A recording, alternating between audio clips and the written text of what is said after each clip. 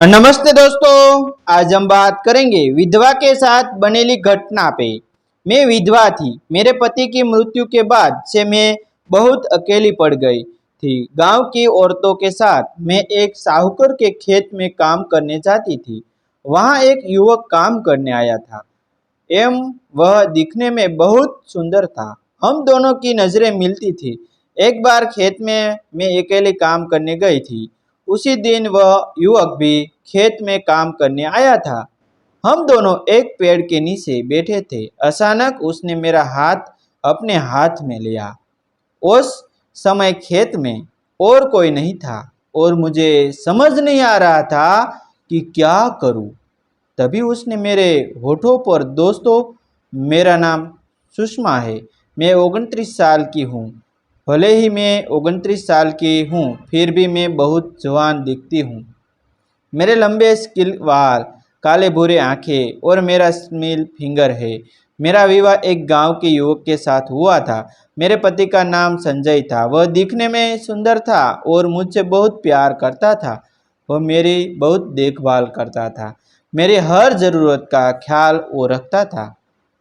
एक बार वह बहुत बीमार पड़ गया और उसका निधन हो गया। हमारा कोई बच्चा नहीं था, इसलिए मैं मात्र 25 साल की उम्र में ही विधवा हो गई। पति की मृत्यु का दुख बहुत बड़ा था। मेरे पीछे आगे कोई नहीं था। माता पिता थे, लेकिन पति के निधन के बाद मैं कुछ समय उनके घर गई थी, लेकिन उनके ऊपर बोझ बनकर रहना मुझे ठीक नहीं लगा। इसलिए मैं फिर से अपने घर लौट आई। मैंने लोगों के खेतों में मजदूरी करके अपना गुजारा शुरू किया। इसी तरह मैं एक साहूकर के खेत में काम करने जाती थी। वहाँ ऐसा कुछ हुआ कि मेरा पूरा जीवन ही बदल गया। जिस खेत में मैं काम करने जाती थी, वहाँ एक नया युवक काम करने आने लगा। उसका नाम सचिन था। वह मेरी उम्र का या मुझसे 1-2 साल बड़ा रहा होगा। वह भी बहुत सुंदर, लंबा, गोरा था, लेकिन उसकी पढ़ाई ज़्यादा नहीं हुई थी। इसलिए वह भी दूसरों के खेत में मजदूरी का काम करता था। उसके माता पिता बहुत दूर के गांव में रहते थे। घर की हालत बहुत खराब होने की वजह से वह खेतों में मजदूरी करता था। मैं खेत में जाने के बाद हम दोनों वहाँ काम करते थे, इसलिए धीरे धीरे हमारी जान पहचान होने लगी। मुझे साहूकर के खेत में खरपतवार निकालने का काम था और सचिन खेत में पानी देने का काम करता था। गन्ने और ज्वार को पानी देता था। कभी कभी वह बांध पर साज भी काटता था। यह काम करते समय वह मुझे चोरी छिपे देखता था। मैं भी कभी कभी उसको और देखती थी। धीरे धीरे हम दोनों में नज़दीकियाँ बढ़ने लगी। दोपहर में खाने के लिए हम एक साथ आते थे। बाकी औरतों के साथ मैं खाने बैठती थी और वह भी हमारे साथ खाने आता था। क्योंकि वह अकेला था, इसलिए औरतें उसे खाने के लिए बुलाती थी, इसलिए वह हमारे साथ बैठता था।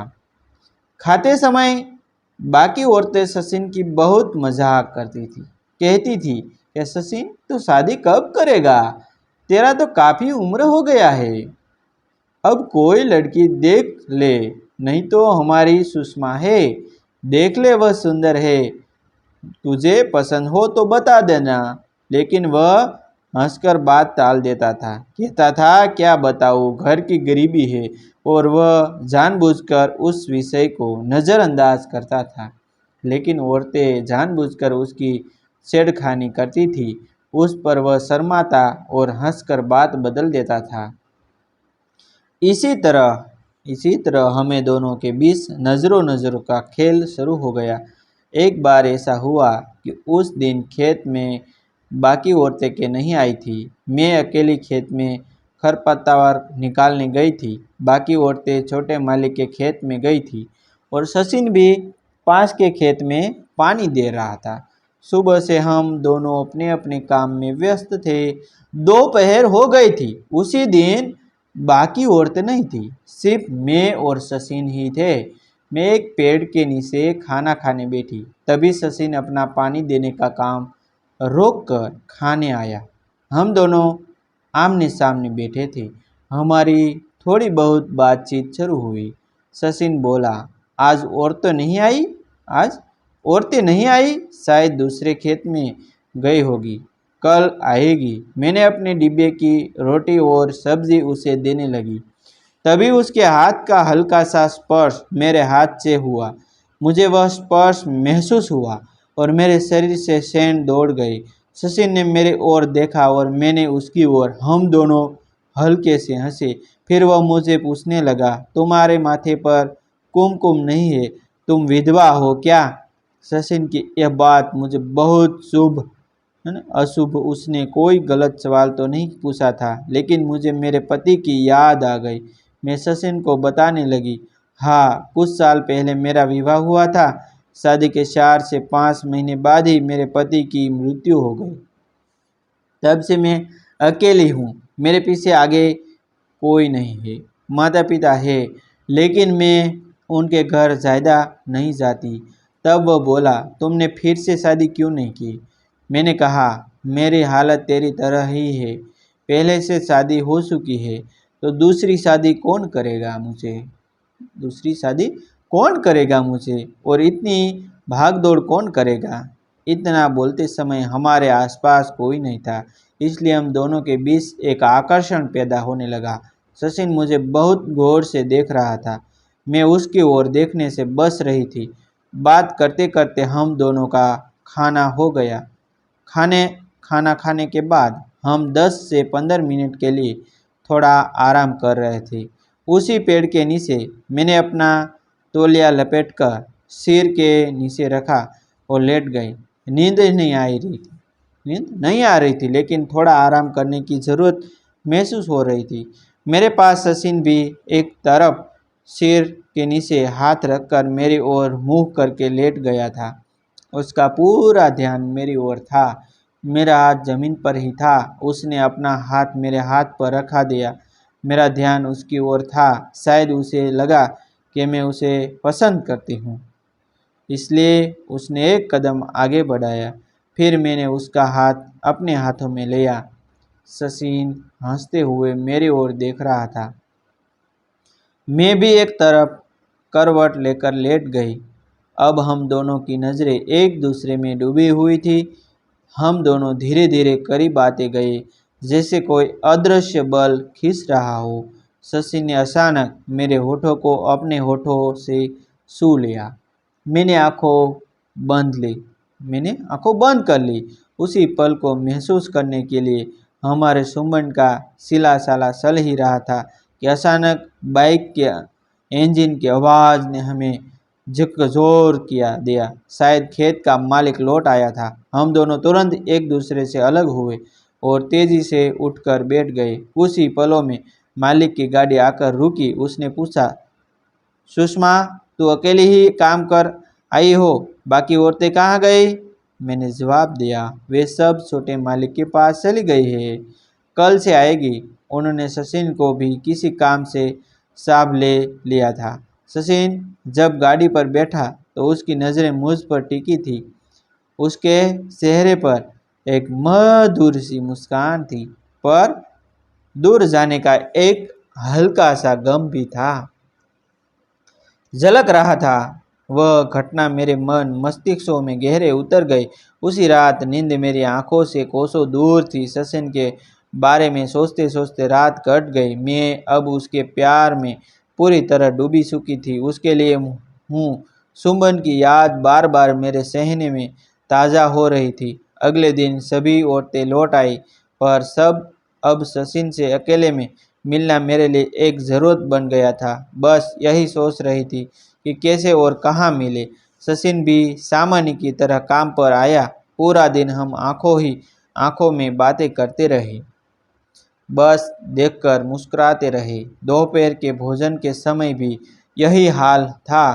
तभी किसी औरत ने टिप्पणी की, अरे सचिन, आज तू बहुत खुश नजर आ रहा है, कोई खास बात तो नहीं है न? सचिन ने ज़्यादा कुछ ना कहा, बस कुछ नहीं कहकर मेरी ओर देखा और मुस्कुरा दिया। मैं भी हंस पड़ी और शर्म कर नीचे देखने लगी। ऐसे ही नज़रों के इशारों से 2-3 दिन और बीत गए, पर अब तो बातचीत के बिना दिल ही नहीं लग रहा था। रविवार का दिन छुट्टी का था। हफ्ते का बाजार लगाता था। गांव से तालुका की दूरी करीब 3 किमी थी। अधिकतर लोगों पैदल ही जाते थे। काम खत्म होने पर मैंने सचिन से कहा, कल रविवार है ना, क्या हम बाजार चले? उसने तुरंत हामी हाँ भर दी। हमने तय किया कि सुबह 10 बजे पास के बस स्टैंड पर मिलेंगे। हम वहां पहुंचे तो बस नहीं थी। समय बर्बाद न करने के लिए हमने पैदल चलने का निर्णय किया। हाथों में बाजार की थैलियां ली हम चल पड़े। करीब आने की इच्छा बढ़ती गई। फिर एक पल आया जब हमने बिना कुछ कहे एक दूसरे का हाथ थाम लिया, एक दूसरे की ओर देखा। उस स्पर्श से, हाथों में हाथ डालने से हमारे बीच एक अनोखी करंट सी दौड़ आ गई। एक खिसकाहट पैदा हो गई। हाथों में हाथ डाले हम चल रहे थे। वे पल अद्भुत थे, बेहद खास थे, किसी आज़ादी प्रेमी जोड़ की तरफ। बेफिक्र मैंने सचिन से पूछ ही लिया, क्या तुम्हें सच में मैं पसंद हूँ? तुम्हें पता है ना कि मेरा विवाह हो चुका है? सचिन ने कहा, हाँ, विवाह हुआ है तो क्या हुआ? तू दिल से बहुत अच्छी है, रूप में भी खूबसूरत। तुझे देखकर तो लगता है अभी अभी शादी के योग्य हुई है। उसकी बात सुनकर मेरे गाल लाल हो गए। कुछ देर में हम बाजार पहुंच गए। वहाँ साथ मिलकर हमने सब्जियां खरीदी। सारे पैसे सचिन ने ही दिए। मैंने पैसे देने से है तो उसने रोक दिया। फिर पास के एक छोटे से होटल में गए। वहाँ एक प्लेट पाव भाजी और पानी पूरी खाई। रास्ते में आइसक्रीम ली। बहुत मस्ती की। फिर बस से वापसी फ्री। हम एक ही सीट पर बैठे थे, एक दूसरे का हाथ थामे रखे था। बस की खिड़की से आती ठंडी हवा मेरे वालों में उड़ा रही थी, जिसे सचिन देख रहा था। सहारा मिलने के कारण बेखटे के उसके कंधे पर सिर रखकर सो गए। पता ही नहीं चला कब बस स्टॉप आ गया। सचिन ने मुझे जगाया। हमारे बीच का रिश्ता अब एक नए स्तर पर पहुंच चुका था। सचिन मालिक के घर पर रहता था। मैंने उससे कहा, आज शाम खाना ही खाना में मैं तेरे लिए कुछ खास बनाती हूँ। सचिन ने तुरंत हाँ हाँ कर दिया। वह बाजार का सामान लेकर अपने ठिकाने पर चला गया। शाम 7 बजे वह मेरे घर आया। मैंने उसके लिए अच्छा खासा खाना बनाया था। आते ही मैंने उसे पानी पीने को दिया। उसने हाथ धोए, पानी पिया और नीचे बिछी चटाई पर बैठ गया। मेरा घर बहुत साधारण था। करीब करीब झलकती थी। बड़े लोगों जैसा कोई बिस्तर या सोफा नहीं था। मैं सचिन के लिए गर्म चाय बनाने रसोई में गई। चाय बनाते समय सचिन धीरे से पीछे आया और उसने मुझे पीछे से गले लगा लिया। वह यूं ही देखता रहा कि मैं चाय कैसे बना रही हूँ। उसने एक कप उठाया, मैंने दूसरा चाय पीते हुए हम बातें करने लगे। खाना तो पहले से ही तैयार था। करीब 8:30 बजे हमने खाना गर्म करके खाना शुरू किया। आमने सामने बैठे हम खा रहे थे। सचिन लगातार मेरी ओर देख रहा था। मैं भी बिना झिकझिका उसकी आंखों में देखती रही। अब डर जैसा कुछ नहीं रहा था। खाना खत्म हो गया। खाते समय उसने तारीफ तो बिल्कुल नहीं की, पर वह चुपचाप खा रहा था। शायद उसके मन में शब्द थे। खाना समेटने के बाद मैं सचिन के पास बैठ गई। बात करते करते वह बोला, तूने आज बहुत स्वादिष्ट खाना बनाया है।